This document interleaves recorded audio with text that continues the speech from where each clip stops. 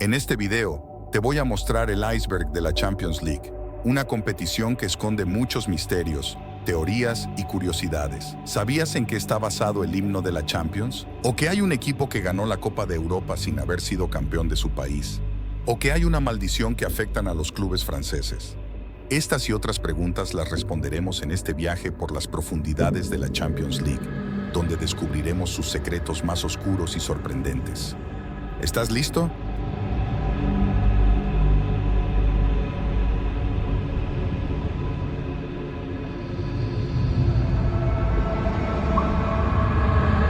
El origen de la Champions League. La Champions League es el torneo de fútbol más prestigioso de Europa, que reúne a los mejores clubes del continente. Su origen se remonta a 1955, cuando el diario francés L'Équipe propuso crear una competición para los campeones de las ligas nacionales. La UEFA aceptó la idea y organizó la primera edición de la Copa de Clubes Campeones Europeos, que ganó el Real Madrid. En 1992, el torneo cambió de nombre y de formato, pasando a llamarse Liga de Campeones de la UEFA y a incluir una fase de grupos previa a las eliminatorias. También se amplió el número de participantes, permitiendo la entrada de los subcampeones y otros clasificados de las ligas más fuertes. Desde entonces, la Champions League se ha convertido en una competición muy seguida y prestigiosa, que ha consagrado a grandes equipos y jugadores. El Real Madrid es el club que más veces la ha ganado, con 14 títulos, seguido por el Milan, con 7, y el Liverpool, con 6. El máximo goleador histórico es Cristiano Ronaldo, con 141 tantos, seguido por Messi, con 129, y Lewandowski, con 93. Sé que esto podría sonar algo controversial, pero yo considero que Cristiano Ronaldo ha sido y siempre será mejor que Messi, aunque no haya ganado la Copa del Mundo. El partido del contagio. El partido del contagio de la Champions League fue el encuentro entre el Atalanta y el Valencia, disputado el 19 de febrero de 2020 en el Estadio San Siro de Milán. El partido, correspondiente a los octavos de final de la competición, terminó con una victoria por 4-1 del equipo italiano, que dio la sorpresa al eliminar al Español. Sin embargo, lo que nadie sabía entonces era que ese partido sería considerado como uno de los focos de propagación del coronavirus en Europa, especialmente en Italia y España, dos de los países más afectados por la pandemia. Según varios expertos, el partido reunió a unas 40.000 personas, muchas de ellas procedentes de Bérgamo, la ciudad del Atalanta, que se convirtió en el epicentro de la crisis sanitaria en Italia. Además, varios jugadores y miembros de ambos equipos dieron positivo por COVID-19 en las semanas posteriores al partido. Por eso, el partido del contagio de la Champions League es considerado como un ejemplo de cómo el deporte puede contribuir a la expansión de una enfermedad y también de cómo se debe actuar con responsabilidad y precaución ante una situación de emergencia sanitaria. Composición de la Copa. La Copa de la Champions League, también conocida como la Orejona, es un trofeo que se entrega al ganador de la máxima competición de clubes de Europa. La copa actual está hecha de plata y pesa 7,5 kilos. Tiene una altura de 73,5 centímetros y un valor de unos 9.300 euros. La copa fue diseñada y fabricada en Berna por Jürg Stadelmann en 1967, por encargo de la UEFA. Se inspiró en el diseño original de la Copa de Clubes Campeones Europeos, creada en 1955. La copa tiene una forma de cáliz con dos asas grandes, que le dan el apodo de la Orejona. En la base, lleva grabados los nombres de los clubes que han ganado el torneo. ¿Te gustaría tener la Copa de la Champions League en tus manos? Primer partido. El primer partido de la Champions League se jugó el 8 de septiembre de 1992, entre el PSV Eindhoven y el AEK Atenas, en el Philips Stadion de Holanda. El partido terminó con un empate a 0 y fue el inicio de la nueva era de la máxima competición europea de clubes, que había sustituido a la antigua Copa de Europa. En ese mismo día, se jugaron otros 3 partidos de la fase de grupos de la Champions League. El IFK Göteborg venció al Besiktas por 2-0, el Porto derrotó al Anderlecht por 1-0 y el Rangers empató con el Olympique de Marsella por 2-2. La primera edición de la Champions League contó con la participación de 8 equipos, divididos en 2 grupos de 4. Los 2 primeros de cada grupo se clasificaron para las semifinales y los ganadores disputaron la final. El campeón fue el Olympique de Marsella, que venció al Milan por 1-0 con un gol de Basile Boli. Sin embargo, el título le fue retirado al equipo francés por un escándalo de amaño de partidos en su liga nacional. Pero ese será uno de los temas que hablaremos más adelante en el iceberg. Robo de Stamford Bridge. Algunos ya conocen este caso porque fue bastante polémico, pero si aún no lo conoces, te lo voy a resumir a continuación. El robo del Barcelona en 2009, mejor conocido como el robo de Stamford Bridge, es el nombre que se le dio al partido de vuelta de las semifinales de la Champions League de 2009 entre el Chelsea y el Barcelona, que terminó con un polémico arbitraje del noruego Tom Henning Øvrebø. Hay varios motivos para pensar eso, ya que el árbitro no sancionó 4 penales claros a favor del Chelsea, que se sintió perjudicado por su actuación. El Barcelona logró empatar el partido en el último minuto con un gol de Iniesta, que le dio el pase a la final por el valor doble de los goles fuera de casa. El Chelsea reclamó airadamente al árbitro, que tuvo que ser escoltado por la policía al final del encuentro. El partido es considerado como uno de los más injustos y escandalosos de la historia de la Champions League. ¿Qué opinas de ese partido? ¿Crees que el Chelsea merecía ganar? El ganador de la Champions League de 2009 fue el FC Barcelona, que derrotó al Manchester United por 2-0 en la final disputada en el Estadio Olímpico de Roma. Los goles del Barcelona fueron marcados por Samuel Eto'o y Lionel Messi. El Barcelona logró así su tercer título de la máxima competición europea y completó un histórico triplete, al sumar también la Liga y la Copa del Rey.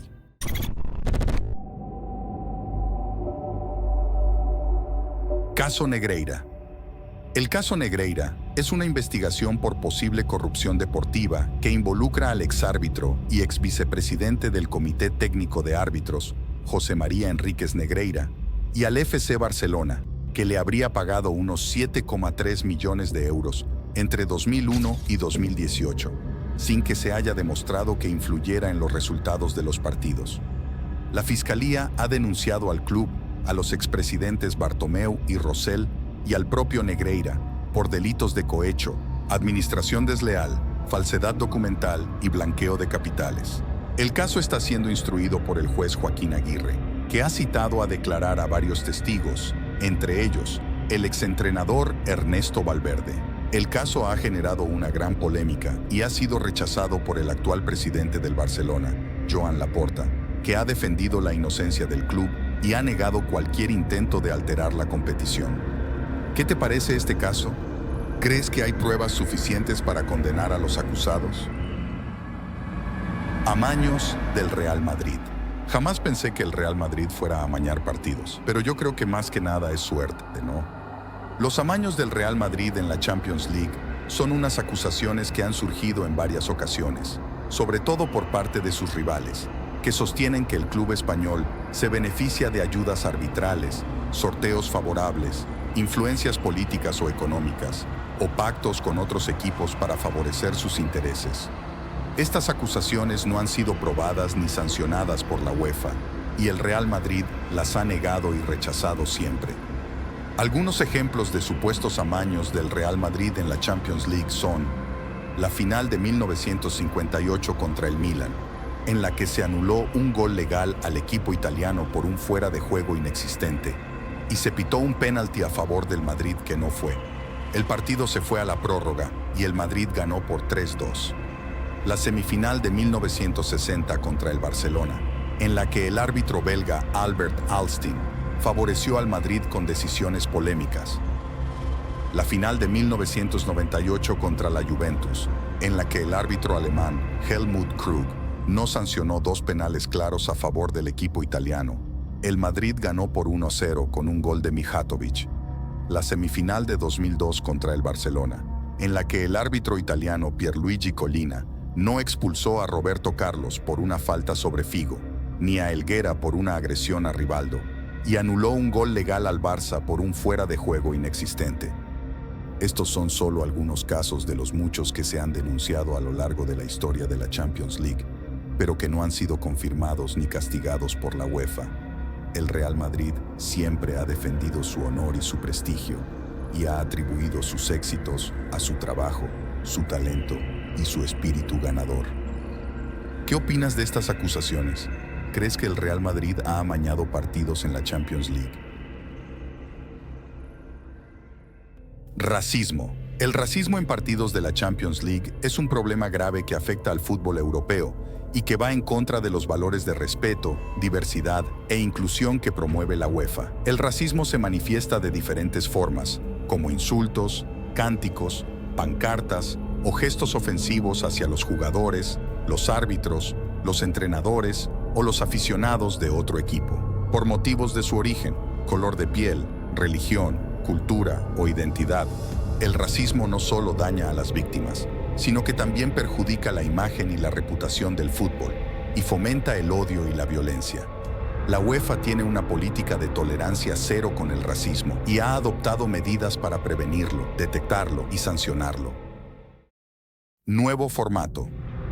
El nuevo formato de la Champions League, que se aplicará a partir de la temporada 2024-2025, consiste en los siguientes cambios principales.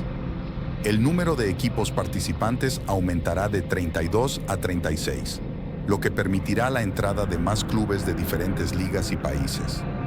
La fase de grupos se sustituirá por una fase de liga única, en la que cada equipo jugará 10 partidos contra 10 rivales diferentes, elegidos por un sistema de bombos basado en el coeficiente UEFA.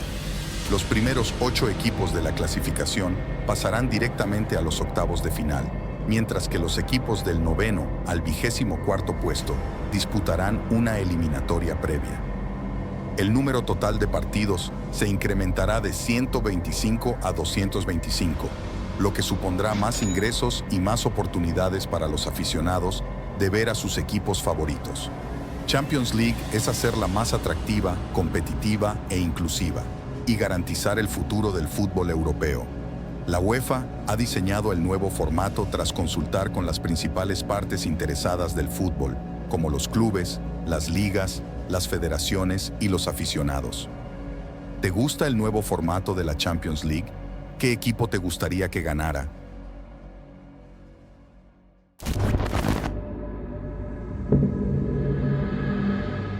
Himno de la Champions. El himno de la Champions League es una canción que se reproduce antes de cada partido de la máxima competición europea de clubes de fútbol. Fue compuesta por el británico Tony Britten en 1992, basándose en una obra de Händel llamada Zadok the Priest. La letra está escrita en los 3 idiomas oficiales de la UEFA: inglés, francés y alemán. El himno expresa los valores de respeto, diversidad e inclusión que promueve la UEFA y celebra a los mejores equipos y jugadores de Europa.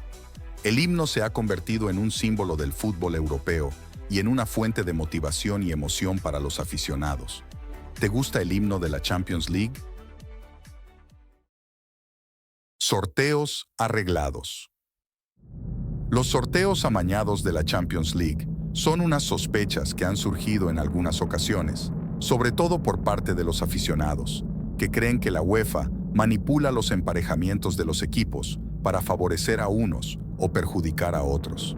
Estas sospechas se basan en teorías conspirativas, coincidencias, rumores o supuestas filtraciones, pero no tienen ninguna prueba ni fundamento.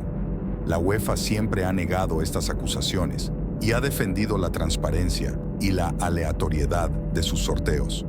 Algunos ejemplos de supuestos sorteos amañados de la Champions League son el sorteo de la fase de grupos de la temporada 2016-17, en el que el Real Madrid, el Borussia Dortmund y el Sporting de Lisboa quedaron encuadrados en el mismo grupo que el Legia de Varsovia, que había sido el rival que había elegido el exjugador del Madrid Predrag Mijatovic en una simulación previa al sorteo. El sorteo de los octavos de final de la temporada 2017-2018, en el que el Barcelona se enfrentó al Chelsea, el mismo rival que había salido en una imagen filtrada antes del sorteo. que supuestamente mostraba el resultado del ensayo. El sorteo de la fase de grupos de la temporada 2021-2022, en el que el Manchester City y el Paris Saint-Germain, los dos equipos más poderosos económicamente, quedaron en el mismo grupo, lo que generó sospechas de que la UEFA quería eliminar a uno de ellos antes de las rondas finales. Estos son solo algunos casos de los muchos que se han especulado a lo largo de la historia de la Champions League, pero que no han sido confirmados ni demostrados por la UEFA.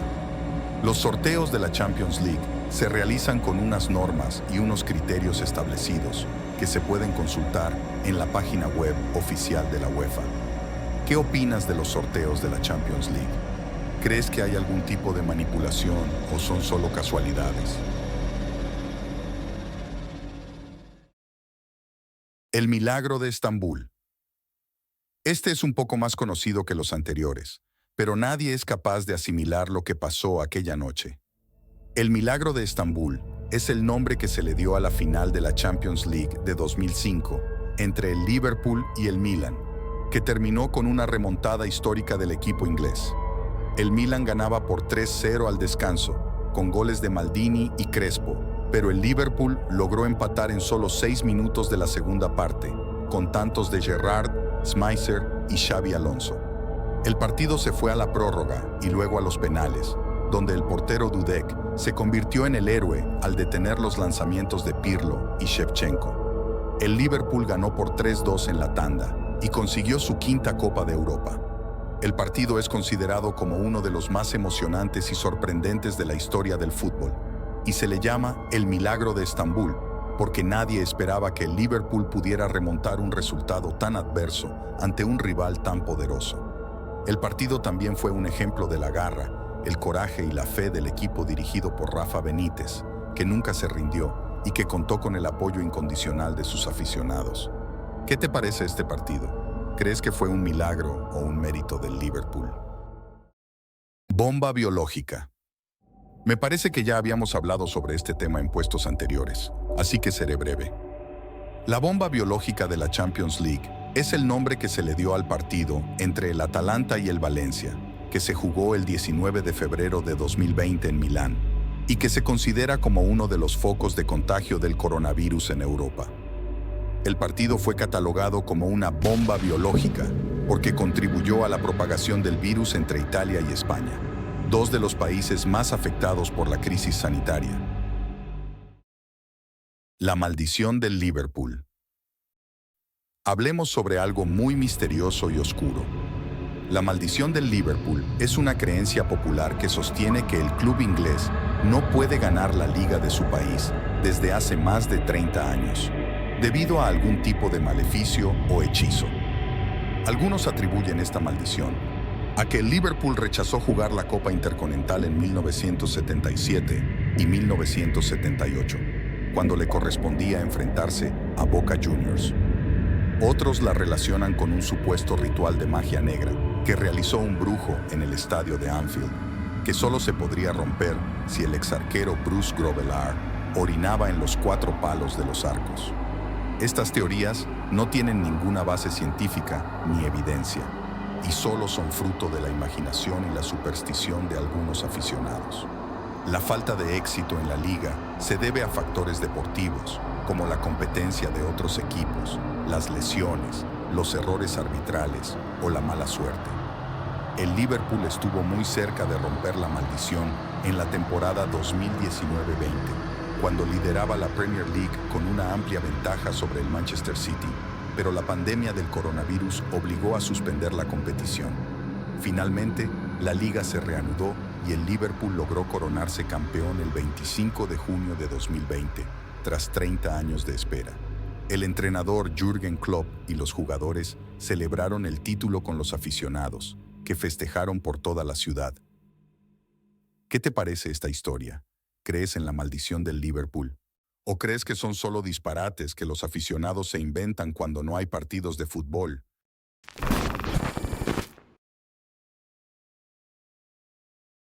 La maldición de clubes franceses. La maldición de los clubes franceses es una expresión que se usa para referirse al hecho de que ningún equipo francés ha logrado ganar la Champions League, la máxima competición europea de clubes de fútbol. A pesar de tener una liga competitiva y de contar con jugadores de gran nivel, los clubes franceses han fracasado una y otra vez en su intento de conquistar el trofeo más deseado. Los clubes franceses han participado en la Champions League desde su creación en 1955, cuando se llamaba Copa de Europa. Sin embargo, solo han llegado a la final en 6 ocasiones, y en todas ellas han salido derrotados. Los clubes franceses tampoco han tenido mucha suerte en las otras competiciones europeas, como la Europa League o la Supercopa de Europa, donde solo han conseguido 4 títulos en total. El único club francés que ha ganado la Champions League es el Olympique de Marsella, pero lo hizo en 1993, cuando el torneo se llamaba Copa de Europa, y su título le fue retirado por un escándalo de corrupción. Se han dado muchas explicaciones para esta maldición de los clubes franceses, como la falta de presupuesto, la competencia de otras ligas, la presión mediática, la mala suerte o el arbitraje. Sin embargo, ninguna de ellas es suficiente para justificar tantos años de decepciones y frustraciones. Los clubes franceses siguen soñando con romper la maldición y levantar la Champions League algún día. ¿Qué te parece esta historia? ¿Crees que algún club francés podrá ganar la Champions League pronto? El día que nadie salió ganando, el centro de Bruselas amaneció agitado. La ciudad esperaba a los hinchas de la Juventus y el Liverpool para acogerlos en el gran evento de la final de la Copa de Europa de ese año. Se había generado tanta expectativa por la final que era la primera vez que la televisión seguía con atención las alternativas previas de un encuentro de fútbol que enfrentaría a los 2 mejores equipos del momento y a los jugadores más famosos del continente. Pero al final nadie estuvo preparado para lo que vendría después en el estadio. Los hooligans avanzaron en casi todos los sectores como perros rabiosos, en especial sobre un sector mixto del recinto, ocupado en su mayoría por seguidores italianos, provocando una gran avalancha. Faltaba 1 hora para el comienzo del partido, y cuando la policía reaccionó, ya era demasiado tarde. Las corridas y la desesperación provocaron la muerte de 39 personas, que en su intento de fuga perecieron aplastadas por la multitud, atravesadas por los alambrados y pisoteadas por los hooligans que avanzaban a paso firme en su violenta costumbre de ganar. Las tribunas rivales, además de las víctimas fatales, se contaron más de 600 heridos que tardaron en ser atendidos por los servicios médicos que se vieron desbordados. Lo que le siguió al desastre estuvo más cerca de formar parte de un libreto tragicómico que de obedecer a la lógica.